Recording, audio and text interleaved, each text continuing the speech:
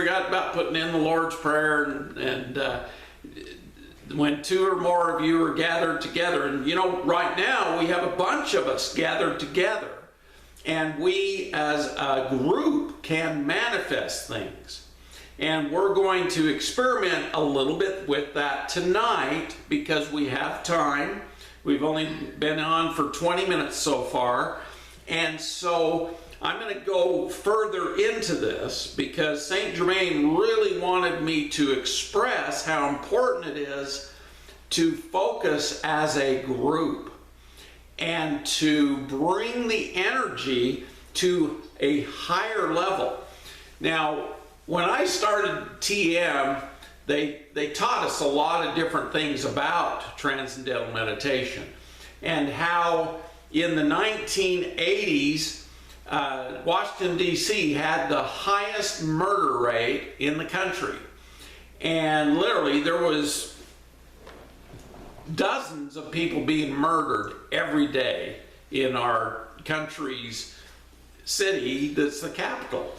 And so Maharishi sent 2,000 of the transcendental meditators, and they did a scientific experiment where the meditators focused together on bringing peace to Washington, D.C.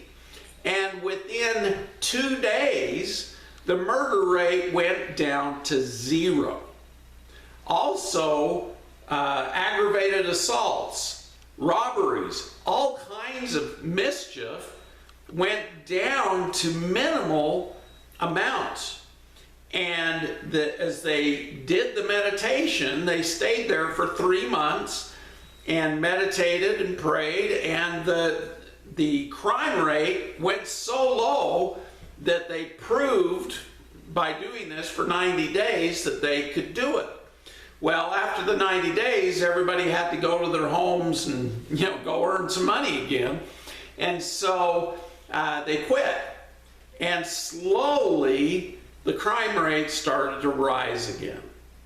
Now, what does that mean? If they would have continued or taught others in the city to pray and meditate and keep it peaceful, the crime rate would have stayed down. But when they did this, it was kind of, some people knew about it, some of the media talked about it, but the main thing that happened was when they left, things kind of went back to normal, like, you know, what we humans do.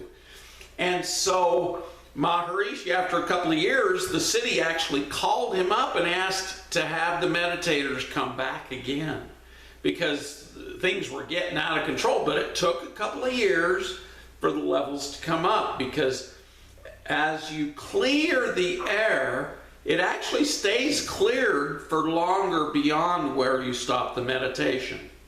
So what they found was it worked so well that they asked him to come back. In fact, they hired a bunch of meditators to stay in that area. And I actually met the group that stayed, and they continued to meditate and pray, and it kept the levels down enough that Chicago became the main place where murders were the big thing. So does that kind of answer the question? Yeah. Okay, anybody else have another question? Go ahead. Can you, I can't, what is the breathing do you do? The what? That's it. What type of breathing? Okay, the breathing I do is called Vipassana now. And what Vipassana means is watching the breath. In other words, when I breathe, I close my eyes, I breathe in through my nose, and I watch the air come in, I watch it fill up my lungs, and I visualize the prana coming in, the energy of the universe coming in. And then when I breathe out, I watch the breath go out, and I let go of anything that I don't want in my body. Any negative energy, anything that I don't desire. And then I breathe in again, Watch the breath come in and visualize it bringing the energy of the universe in, the prana and the love of God, and then I breathe out. And I try to hold the breath for about at least 10 seconds, if not more. Now, sometimes, you wake up and you're congested, and so you got to blow, clean out your airways so that you're not impeding that flow. Because the breathing, the flow of the energy is very important. And you just breathe in and out, and you ask questions as you're breathing in, and then you hold it and listen for the answers, and then release, And so, as I'm doing this every morning at 3 a.m., I get a lot of information, which is way cool. And you guys can too. All you have to do is do it, and it will happen. I found that people do it a couple of times and then they quit and they say, it's not working for me. But what you do is what persists. What does Joe Dispenza say? Persists. He doesn't say that. Oh, well, it must have been another guy. What persists, you cause to exist. And so maybe that was Wayne Dyer said that. But I've had so many teachers in my life, it's hard to tell which one did what, but it's quite fascinating. But the breathing, I also do Kundalini breathing, especially if I need energy. There's the breath of fire, where you breathe in and push your stomach out, breathe out and push your stomach in, and you hold your hand there, so you that's called the breath of fire. It's diaphragmatic breathing. And that gives you energy and oxygen and is highly stimulating if you're tired and you want to stay awake. Now, Kundalini breathing is moving the energy up the energy centers so that you have energy stored up into the 8th chakra. And I have a written out meditation about the Kundalini breathing. Kundalini is very powerful, and I love doing that. It's one of my favorite because you actually move as you breathe in, different ways. You tilt and do different things, and it moves your cerebral spinal fluid. They found that it staves off Alzheimer's disease if you do Kundalini breathing. And in fact, an anesthesiologist wrote a whole book on brain longevity, Khalsa Dharma, and he was an MD anesthesiologist, and he loved the meditation so much he became a Sikh. And kind of interesting stuff. He changed his name and everything, but quite fascinating stuff. Anybody else have a question? Go ahead. Do you get up at 3 a.m. every day? Well, that happens to be a habit. When I developed diabetes, I was getting up 3, 4, 5 times a night. Once I got on the insulin, it made it so I only have to get up once at night, and it's usually at 3 a.m. And so it's kind of a habit. So I wake up, and sometimes I don't even need to pee, and so I'll just start meditating and breathing and asking questions. And so they found teachers of spirit have found that time in the morning is the most open to the ascended masters coming in. Now, Saint Germain, when he came to me, he came at 2:22 in the morning, so he kind of was in a hurry to get me going. And so, but that time of the night is, truthfully, they called it the witching hour, 3 in the morning, because there was so much energy passing through people. And if you use that energy properly, you'll receive instructions from the other side.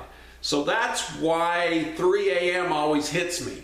Now, I always go back to sleep for a few hours, and And so I get, another rhythm in of sleep, but usually every morning I wake up at 3 and I start breathing and meditating. Any other questions? When you say Saint Germain came to you at 2:22 a.m., how was that experience? Like, did he show up physically and wake you up, or how did he do that? It was really interesting. I was asking the question, what do we do about all of the toxins, the chemicals, the radiation, the nanobots we're being exposed to? And I hadn't received an answer for a long time, so I was invited to go speak at Mount Shasta. So I drove up to Mount Shasta, and on our way home, we stopped in Reno, Nevada at a hotel and stayed the night. But I was really upset because I hadn't got an answer, and I was going to go back to Fairfield, and the people there wanted to know the answer to that question. And so I kneeled at my bed and I started praying, and I fell asleep praying. And I woke up at 2:22 in the morning because I woke up and I looked at the clock and it was 2:22. I got up into my bed, I laid down, and I started feeling this weird energy coming in the room, and this violet energy. I sat up and I looked, and this violet energy started forming over by where the door is, but I had locked the door. And it opened up, and this white light started appearing in the middle of the violet. And this man comes walking through, he wiggles my big toe, and he says, "I'm Saint Germain, and I've come to you with an answer to your question." And so I was just ecstatic. But he sat and he talked to me literally for 2 hours. And after he talked to me, another being called Melchizedek came through and started teaching me similar things and teaching me about the sacred geometry and different things. And then an angel called Archangel Zapkiel came through. And when he came through, it was an orange flame, and quite fascinating. But they all gave me information about the 24 strands of DNA that we need to remanifest in our bodies, told me the history of humans and how the first humans had 24 strands of DNA that came to Earth, and that's why they lived almost 1,000 years. And that's when Saint Germain told me, your job is to teach people about manifesting 24 strands of DNA back into every cell in their body. Currently, we only have 2 strands, one from our mother, one from our father. They come together and they have 23 chromosomes each on each strand. That's why they call it 23andMe, the testing company. But we actually have 46 chromosomes and 2 strands. But Saint Germain said we need to manifest 24 strands of perfected DNA and put them into 12 double helix. Now I sent you the manifestation of the 24 strands of DNA. That's the other assignment, is I want you guys to do that every day and follow it with the decrees for protection and safety, or the decrees for putting my world in divine order. That was also given to me that night in Reno, Nevada. And because I didn't start writing the book, because Saint Germain told me I needed to write the book, this was in late October, and I didn't write the book, and so finally Saint Germain came to me in December, and he says, "Look, you need to write this book and get it out to the world." And I said to him, I'm too busy. I can't write this book right now. I gotta feed my family. I gotta, take care of things. He says, "I'll take care of you. You just set your intent on writing the book and I'll take care of you." And that next day, this lady from Maui called me up and she thanked me for healing her and taking good care of her, because she was really sick. She had fibromyalgia and chronic fatigue, all these problems. And I was able to heal her and get the viruses out of her system. So she says, "Is there anything I can do for you?" And I said, "Yeah, I'm supposed to write this book." And she said, "Well, you can come stay in my ohana above my garage, I've got an apartment, and I'll let you stay there for free, and I'll get everything around you colored with Saint Germain. And sure enough, when I went there, she had pictures of the Ascended Masters, all these different things set up for me. And I had enough Hawaiian miles on my Hawaiian Miles card that it only cost me $10 to fly from Vegas to Honolulu and to Maui and back home. So 10 bucks, and I was fed, I was taken care of the entire time I was there in Maui.